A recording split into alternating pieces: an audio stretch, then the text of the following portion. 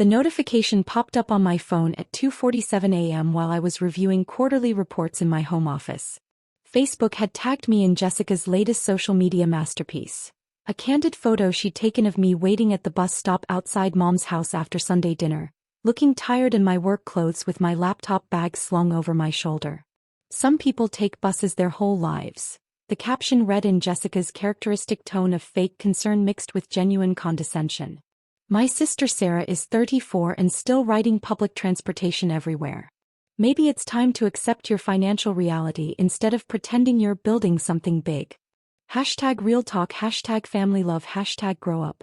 I stared at the screen for a long moment, taking in the carefully crafted cruelty of the post. Jessica had waited until after midnight to publish it, ensuring maximum visibility during the late-night social media scroll hours. She'd chosen the most unflattering angle possible, me hunched slightly forward under the weight of my laptop bag, squinting against the streetlight, looking every inch the defeated office worker she believed me to be. Within 6 hours, the post had 847 likes and 156 comments. I scrolled through them while sipping my morning coffee, each response more predictable than the last. "So sad when people can't face reality. At least she's environmentally conscious. Some people just aren't meant for success. Jessica, you're so right to call this out. Someone needs to tell her the truth.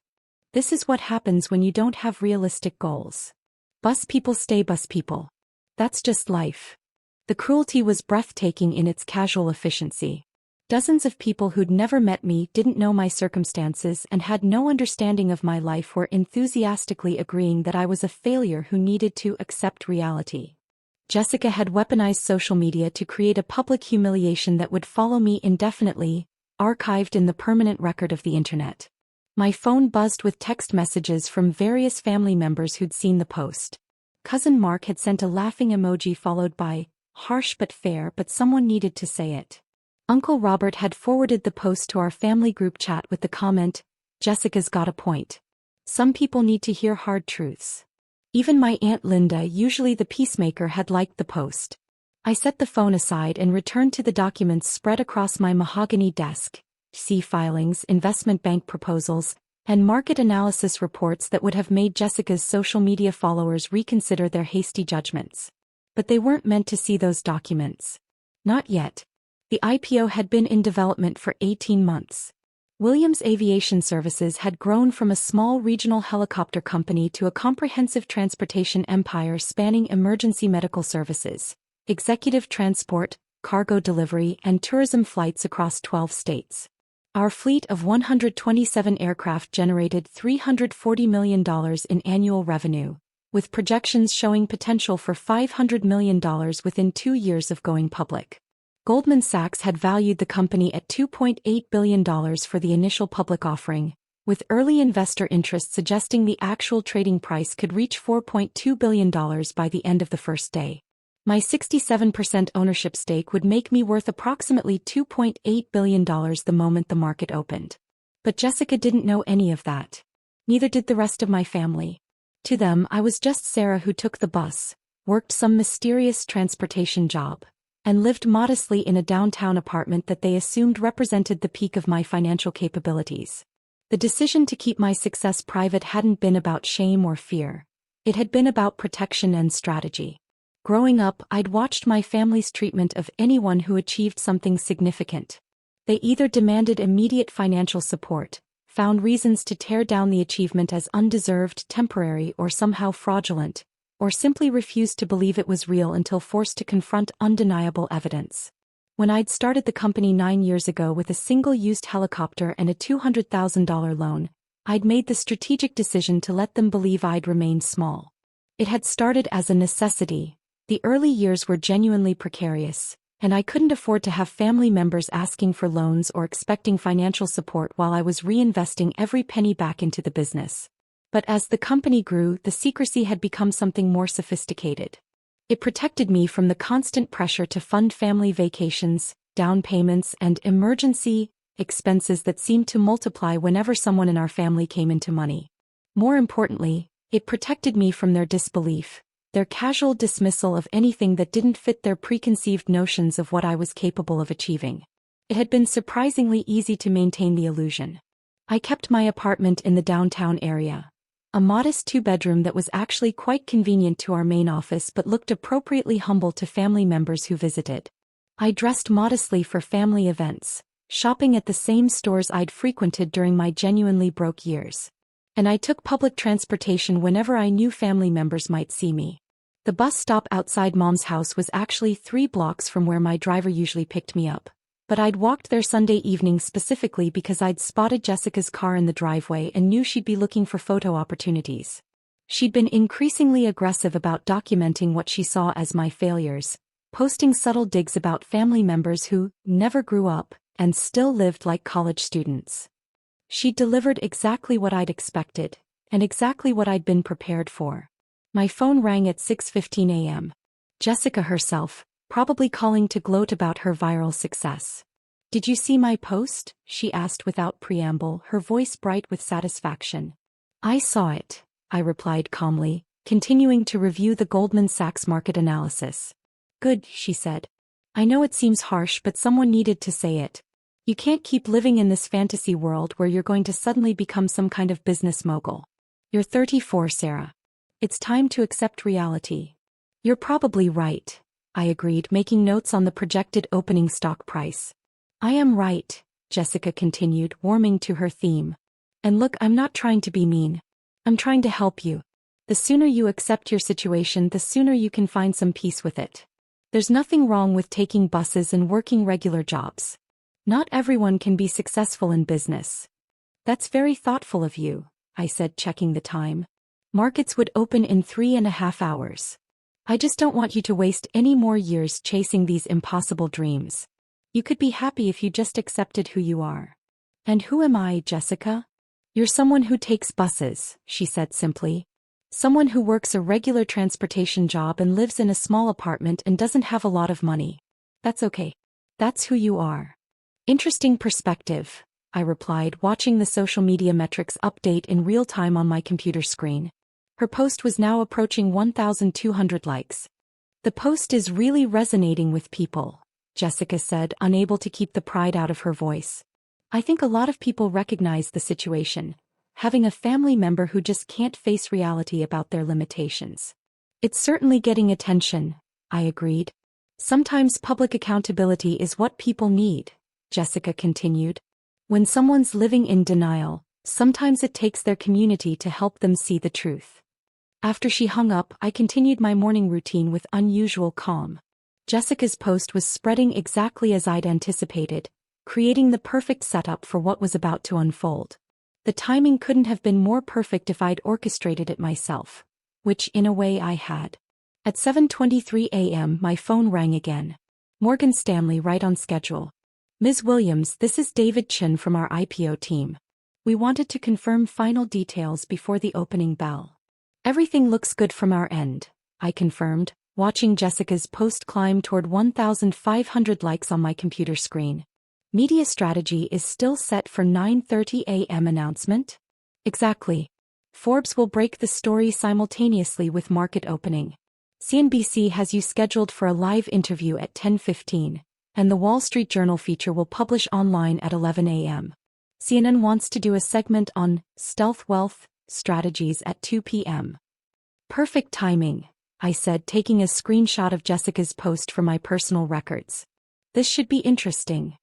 "Ma'am, if you don't mind my asking, you sound unusually calm for someone about to become a billionaire in 2 hours."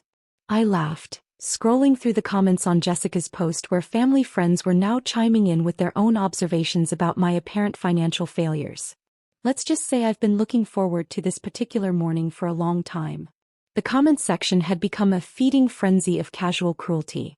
High school acquaintances were sharing their own memories of my supposed failures. Former coworkers from my early jobs were chiming in with observations about how I'd never seemed destined for success. Even people who barely knew me were offering psychological analyses of why some people refuse to accept their limitations. At 8:15 a.m. I received a text from my assistant. "Morning show producers are calling. Ready for media storm." I texted back, "Launch protocol. Full visibility." After hanging up with Morgan Stanley, I showered and dressed in my best suit. A custom Armani that had been hanging in my closet for 6 months, waiting for this exact day. The transformation from bus rider Sarah to billionaire CEO Sarah required more than just different clothes, but the clothes were an important start. The suit had been tailored specifically for television appearances and investor meetings. The navy fabric was chosen to photograph well under studio lights, the cut designed to project authority without seeming ostentatious. I'd had it made by the same tailor who dressed Fortune 500 CEOs, but I'd never worn it to family events. At 8:45 a.m., I took a taxi to Goldman Sachs' offices in the financial district. The irony wasn't lost on me. For the first time in months, I was actually riding in a vehicle other than the bus or my privately driven town car. By tomorrow, that irony would be the least interesting thing about my transportation choices. The Goldman Sachs conference room was filled with investment bankers, lawyers, and media representatives, all focused on computer screens showing pre-market trading data. Our stock ticker, WAVI for Williams Aviation Services, wouldn't start trading for another 30 minutes, but institutional investors were already placing orders based on the prospectus that had been circulating for weeks. Initial demand is extraordinary, announced Sarah Chin, the lead banker on our deal. We're seeing institutional orders for 2.3 times the available shares. Pension funds, sovereign wealth funds, major mutual fund companies, everyone wants a piece of this IPO. The room buzzed with the energy of a major financial event. Lawyers were making final calls to SEC regulators. PR representatives were coordinating with financial media outlets. Junior bankers were updating presentation slides with the latest pre-market data. This could be one of the strongest transportation IPO debuts in 5 years, Chin continued. Possibly the strongest debut in any sector this quarter. My phone had been buzzing steadily since 8:30, but I'd kept it face down during the pre-market briefing. Now, with 15 minutes until the opening bell, I finally checked the messages. 47 missed calls. 238 text messages. 1,847 Facebook notifications. Jessica's post had exploded overnight, reaching 3,200 likes and 487 comments. But now the comments had taken a different tone. People were sharing news articles with headlines like, "Mystery Transportation Billionaire to Go Public Today," and "Williams Aviation Services, the quiet empire about to make noise." Someone had connected the dots. "Oh shit," read a comment from Jessica's college friend. "Is this the same Williams from that aviation company going public today?" Sarah Williams.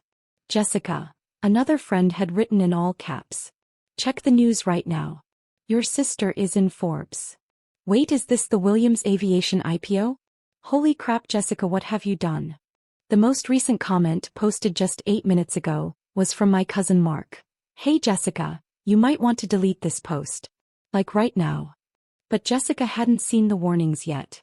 Her last activity was a heart eyes emoji on someone's compliment about her brave honesty in calling out family members who live in denial about their financial situation. At 9:25 a.m., every phone in the Goldman Sachs conference room started buzzing simultaneously. The major financial news outlets were preparing their coordinated announcement, synchronized with the market opening. At 9:29 a.m., Forbes published their article online, 1 minute ahead of schedule. Transport Empire IPO creates billionaire.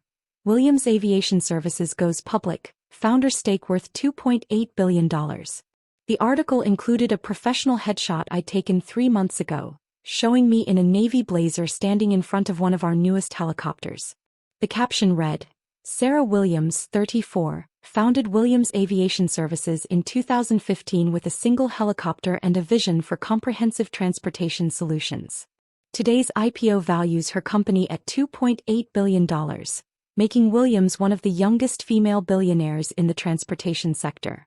The article detailed our company's growth from a single aircraft startup to a multi-state operation serving hospitals, corporations, government agencies, and private clients. It highlighted our safety record, our innovative use of technology in helicopter dispatch and maintenance, and our expansion into new markets including urban air mobility and cargo delivery services. Williams has maintained an unusually low profile for a CEO of her stature, the Forbes reporter had written. She lives modestly, uses public transportation, and has avoided the typical trappings of executive wealth. I've always believed that how you build something is more important than how you display it, Williams told Forbes in an exclusive interview last week. My personal phone was now ringing continuously. I switched it to silent and handed it to my assistant, who'd flown in from our Chicago headquarters specifically to handle the media chaos. At 9:30 a.m. exactly, Wavi began trading on the Nasdaq. The opening price was $47 per share, 23% above our initial pricing of $38. Within the first 5 minutes, it had climbed to $52. By 9:45, we were at $58 per share, making the company worth $4.1 billion and my personal stake worth approximately $2.7 billion. Congratulations, Sarachan said, shaking my hand as applause filled the conference room. You're officially a billionaire. The words felt surreal even though I'd been expecting them for months. All the planning, all the careful secrecy, all the family bus rides and modest apartments had led to this moment. Sitting in a Manhattan conference room watching my net worth multiply by the minute on financial news networks. CNBC was running a continuous ticker showing Wavi's price progression. Bloomberg had interrupted their regular programming for a special report on the stealth billionaire. The Wall Street Journal had published their feature story with the headline, "The CEO Who Took the Bus, Williams Aviation's Unlikely Success Story." My assistant approached with my phone, her eyes wide. "Ms. Williams, you have 847 missed calls in the past 30 minutes. Your sister Jessica has called 23 times in the last 10 minutes alone. Should I start returning them?" "Just family calls for now," I said, accepting the phone. "Everyone else can go through our media relations team." The first call I returned was to Mom, who answered before the first ring finished. "Sarah." Her voice was high and strained, bordering on hysteria. "Sarah, is this real?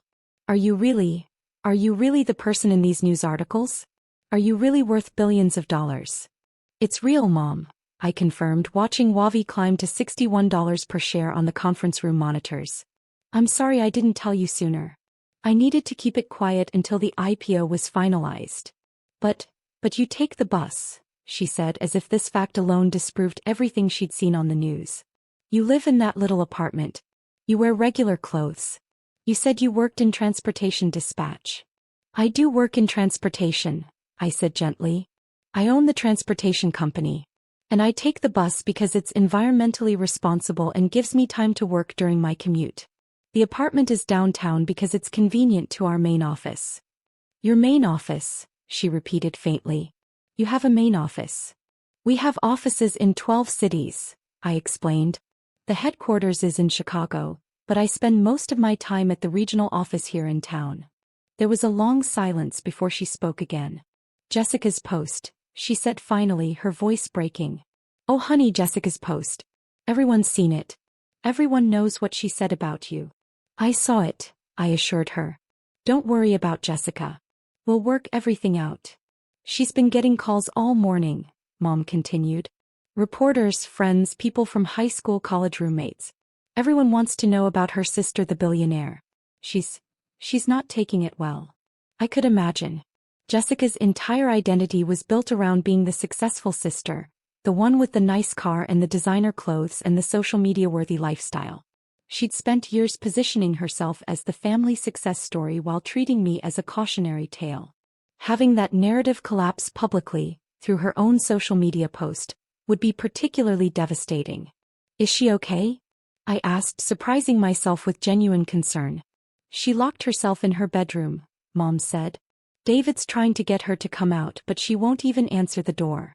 She keeps saying she's ruined everything, that everyone thinks she's an idiot, that she's destroyed your relationship forever." My assistant tapped my shoulder and pointed to the monitors. Wavi had hit $64 per share. The company was now worth $4.5 billion. My personal stake had crossed $3 billion.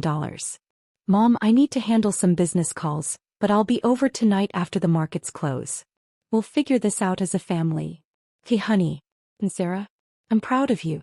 I don't understand how you did this, how you kept it secret, how you built something so big without any of us knowing. But I'm proud of you."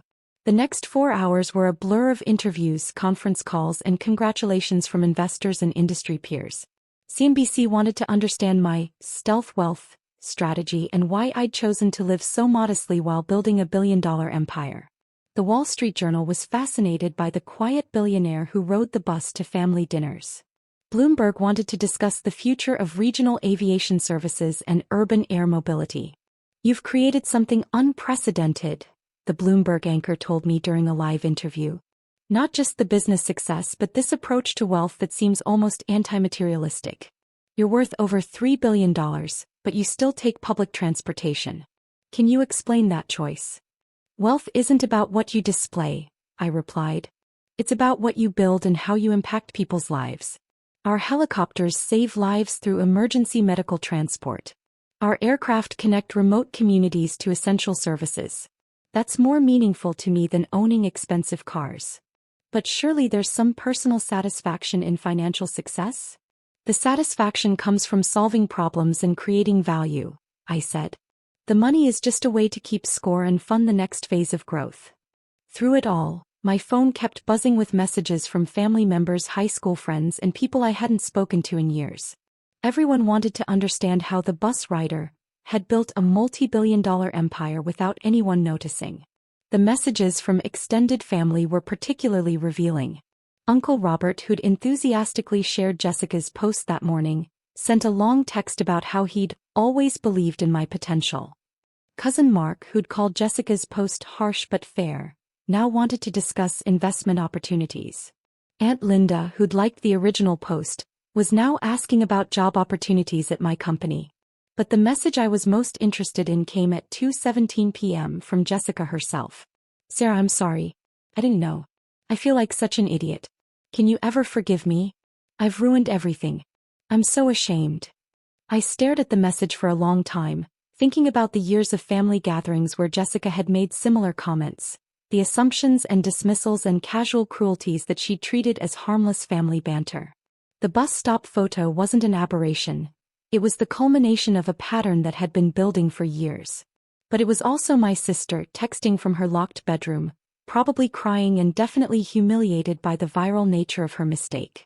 And despite everything, despite years of dismissive comments and public embarrassment, she was still family. I typed back, "Nothing to forgive. Family dinner Sunday? I'll take the bus." Her response came immediately, "I'll pick you up. In whatever car you want me to buy you. Please. I'll do anything to make this right." I actually laughed out loud in the middle of the Goldman Sachs conference room while billion-dollar deals were being discussed around me. "I like the bus," I typed back. "But maybe we can talk about getting you a helicopter license. I might need a family member who understands the aviation business." "Are you serious?" came her immediate reply. "Dead serious. Williams Aviation could use someone with your social media skills. Turns out you're very good at getting people's attention."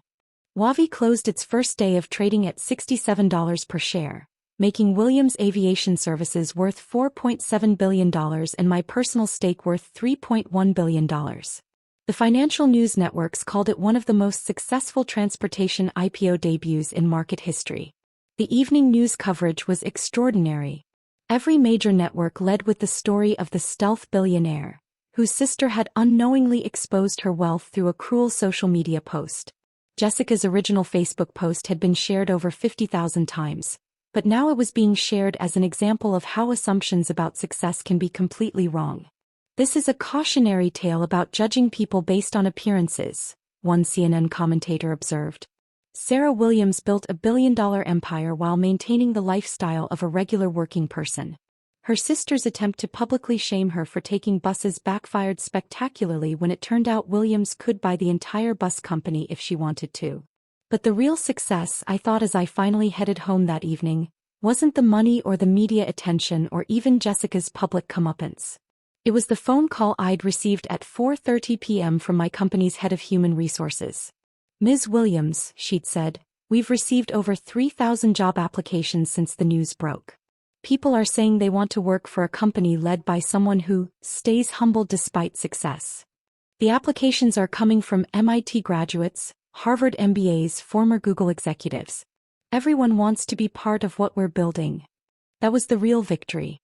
Not the money, not the vindication, but the recognition that the values I'd tried to build into the company, substance over appearance, Impact over image, long-term value over short-term gain, were resonating with people who shared those priorities. When I got home that night, there was a car in my apartment building's parking lot. Jessica's BMW, which suddenly looked very different to me now that I knew I could buy 100 of them without making a dent in my net worth. She was sitting on the steps outside my building, still in the same clothes she'd been wearing in her social media photos from the morning, but now they looked wrinkled and her makeup was streaked from crying. "I brought Chinese takeout," she said when she saw me, holding up the familiar white containers. "And I have some things to explain. And apologize for. A lot of things." I sat down beside her on the concrete steps, still wearing my custom suit from the day's interviews, and accepted a container of lo mein. "Are you really worth $3 billion? She asked quietly.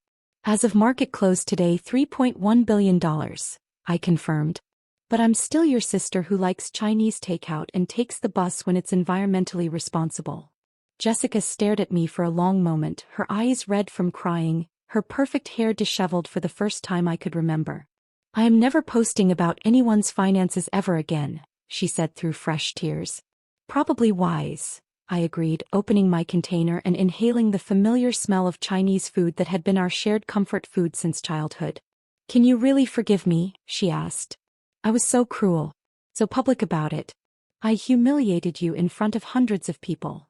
"You humiliated yourself," I pointed out gently. "I just happened to be the subject. And you know what? Maybe it was exactly what we both needed." "What do you mean?" "You needed to learn that your assumptions about success might be wrong. And I needed to stop hiding who I've become. Living in secret was getting exhausting." Jessica started crying again, but this time she was laughing too. "I posted a photo calling my billionaire sister a failure. This is going to follow me for the rest of my life." "Or," I suggested, "it could be the story of how you learn to see people differently. How you realize that success doesn't always look the way you expect it to." The buses would still be running tomorrow. But something told me my relationship with my family was about to change in ways that had nothing to do with transportation and everything to do with understanding that success, wealth, and worth are often hidden in places we never think to look. And Jessica learned that some people really do take buses their whole lives, even when they own billion-dollar aviation empires.